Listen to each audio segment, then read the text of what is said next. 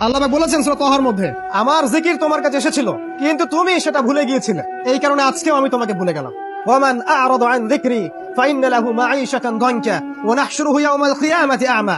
যে ব্যক্তি আল্লাহর জিকির মানে আল্লাহর এই শরিয়া থেকে সরে যাবে, আল্লাহ পাক তাকে অন্ধ করে তুলবেন কিয়ামতের মাঠে। সে বলবে, রব্বি লিমা হাশারতানি আ'মা ওয়া কাদ কুনতু বাসীরা। আল্লাহ আমাকে অন্ধ করে কেন তুললেন, আমি তো পৃথিবীতে দেখতে পেতাম। তখন সেই ব্যক্তি আল্লাহ পাক বলবেন যে তোমার কাছে আমার জিকির এসেছিল, ফানাসিতাহা, তুমি সেটা ভুলে গিয়েছিলে।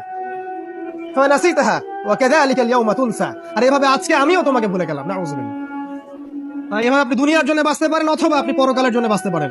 যদি আপনি পরকালের জন্য বাঁচেন, আল্লাহর জন্য বাঁচেন, তাহলে আপনার স্লোগানটা হবে এমন, ইন্নাস সালাতি ওয়া নুসুকি ওয়া মাহইয়ায়া ওয়া মামাতি লিল্লাহি রাব্বিল আলামিন।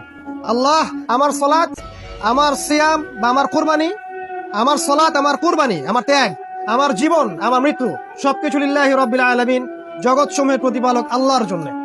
যদি আমরা আল্লাহর জন্য বাঁচতে চাই তাহলে আল্লাহ এবং তার রাসূলের সমস্ত বিধান মেনে চলতে হবে, দ্যাটস অল।